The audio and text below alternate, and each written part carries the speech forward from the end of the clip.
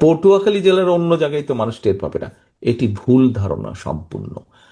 মানুষ পছন্দ করে না, এটির এফেক্ট আপনি নয়, এখানে উপস্থিত প্রত্যেকটা নেতাকর্মীকে এটির নেগেটিভ এফেক্ট অর্থাৎ এটির খারাপ প্রতিক্রিয়া ভোগ করতে হবে।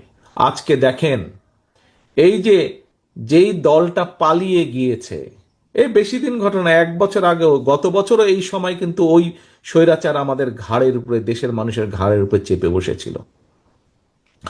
আজকে যেই স্বৈরাচারকে বাংলাদেশের মানুষ বিতাড়িত করে দিয়েছে, এই দেশ থেকে বিতাড়িত করে দিয়েছে।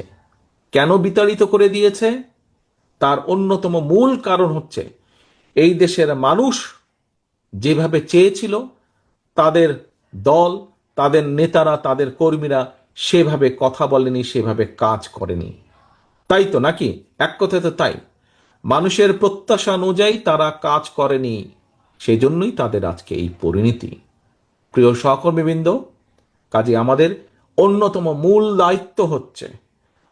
দায়িত্ব হচ্ছে মানুষের প্রত্যাশা অনুযায়ী। এবং কিছুক্ষণ আগে আমি একটি কথা বলেছি যে আজকে শহীদ রাষ্ট্রপতি জিয়াউর রহমানের একজন সৈনিক হিসাবে, দেশনেত্রী বেগম খালেদা জিয়ার একজন কর্মী হিসাবে, ওই গ্রামের শেষ কর্মীটি, আপনি হয়তো মনে করতে পারেন যে আরে ভাই, আমি যদি এখানে কিছু করি কি হবে, ওই ঢাকায় বা ওই চট্টগ্রামে, ওই দিনাজপুরে কি কেউ কিছু টের পাবে নাকি? পটুয়াখালী জেলার অন্য জায়গায় তো মানুষ টের পাবে না। এটি ভুল ধারণা সম্পূর্ণ। আপনার এই ধারণাটা ভুল।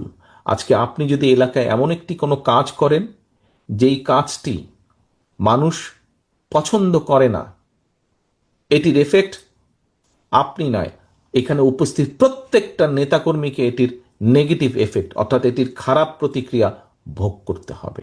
কাজে সহকর্মীবৃন্দ, আজকে আপনারা এখানে যত হাজার নেতাকর্মী উপস্থিত আছেন, আপনাদের প্রত্যেকের কাছে আমার আহ্বান, আসুন আমরা শুধু পটুয়াখালী জেলা না, বাংলাদেশের 64টা জেলার প্রত্যেকটি নেতাকর্মীর কাছে আমার আহ্বান, আসুন আমরা এমন কিছু কাজ করব না। বিএনপির একজন কর্মী হিসাবে, শহীদ জিয়ার একজন সৈনিক হিসাবে, দেশনেত্রী খালেদা জিয়ার একজন সৈনিক হিসাবে আমরা এমন কোনো কাজ করব না যেই কাজে মাধ্যমে মানুষ আমাদের উপরে বিরক্ত হবে। আধুনিক যন্ত্রপাতি ও বিশেষজ্ঞ ডাক্তারদের সমন্বয়, মানসম্মত চিকিৎসার পটুয়াখালীবাসীর নির্ভরযোগ্য প্রতিষ্ঠান সেন্ট্রাল হাসপাতাল।